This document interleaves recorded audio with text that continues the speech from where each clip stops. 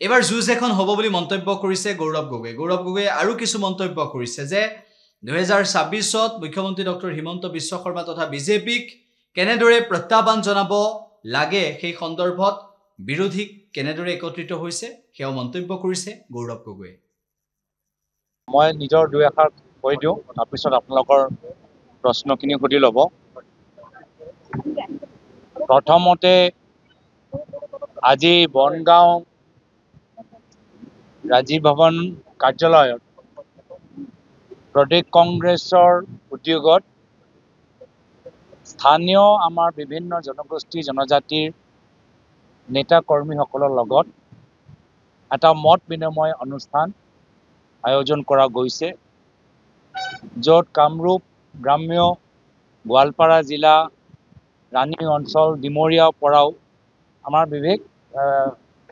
বিভিন্ন জনগোষ্ঠী জনজাতি মানুহসকলক নিমন্ত্ৰণ কৰা গৈছে। এই অনুষ্ঠানত আজি আপোনালোকে দেখিছে যে আমাৰ দলটোক শক্তিশালী কৰিবলৈ আৰু অসমৰ বিভিন্ন জনগোষ্ঠী জনজাতিৰ পক্ষত মাত মাতিবলৈ প্ৰাক্তন সভাপতি ৰাভা ষ্টুডেণ্টছ ইউনিয়নৰ মাননীয় ৰমেন সিং ৰাভা ডাঙৰীয়াই আজি আমাক নতুনকৈ যোগদান কৰিছে। মই তেখেতক স্বাগতম জনাইছোঁ।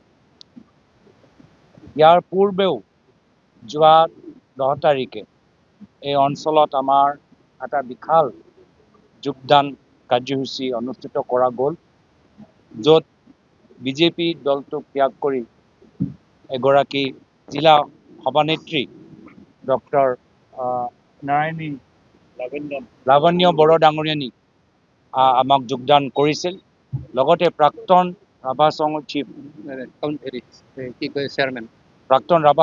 চেয়াৰমেন মাননীয় তৰুণ ৰাভা ডাঙৰীয়াও আমাক যোগদান কৰিছিল।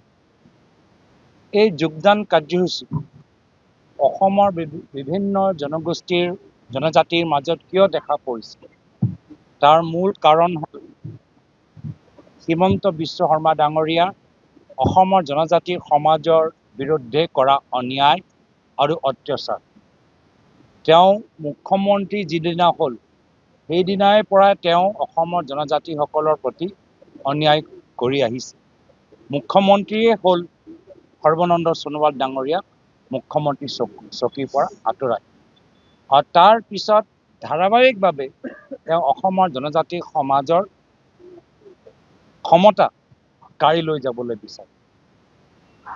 জনজাতি নেতাসকলক মাত্ৰ পুতলাৰ দৰে ব্যৱহাৰ কৰিবলৈ বিচাৰে।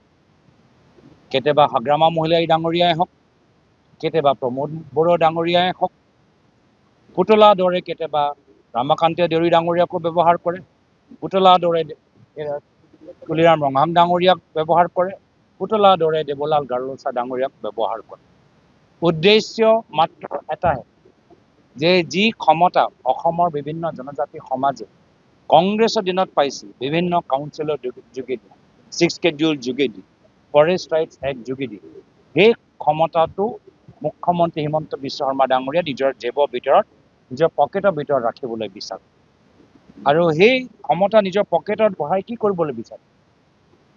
জনজাতিসকলৰ উন্নয়ন নহয়, জনজাতিসকলৰ মাটি ভূমি কেনেদৰে হাইজেক কৰিব পাৰে, হাইজেক কৰি আদানীক কেনেকৈ বিক্ৰী কৰিব পাৰে, সেয়া হ'ল তেওঁলোকৰ উদ্দেশ্য।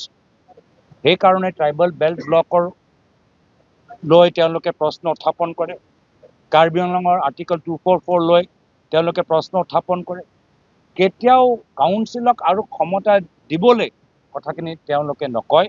আমাৰ দিনত প্ৰয়াত তৰুণ গগৈদেৱৰ দিনত বিভিন্ন কাউন্সিলক বিভিন্ন আৰু ডিপাৰ্টমেণ্ট দিয়া গৈছে তেওঁলোকৰ চলাবলৈ সুবিধাৰ কাৰণে, কিন্তু মুখ্যমন্ত্ৰীয়ে জনজাতি বিৰোধী কামবোৰ কৰি আছে, অটনমিৰ পক্ষত নহয়, ক্ষমতা বিকেন্দ্ৰীকৰণৰ পক্ষত নহয়, যাৰ ফলত আজি অসমৰ চুকে কোণে বিভিন্ন কাৰ্বি, বড়ো, ৰাভা, মিচিং, গাৰো সব আজি ইয়াত আমাক যোগদান কৰিছে। সেইদিনা যোৱা 10 তাৰিখে জি চাংমাক আমাৰ গাৰো অঞ্চলৰ এজন শক্তিশালী সমাজেও তেওঁ আমাক যোগদান কৰিছে। তো সেইটোৱে প্ৰমাণ কৰিছে যে হিমন্ত বিশ্ব শৰ্মা ডাঙৰীয়া চেহেৰা চাই অসমৰ জনজাতি সমাজৰ প্ৰতিনিধিসকল বিজেপিৰ পৰা আঁতৰি কংগ্ৰেছৰ ফালে আকৃষ্ট হৈছে।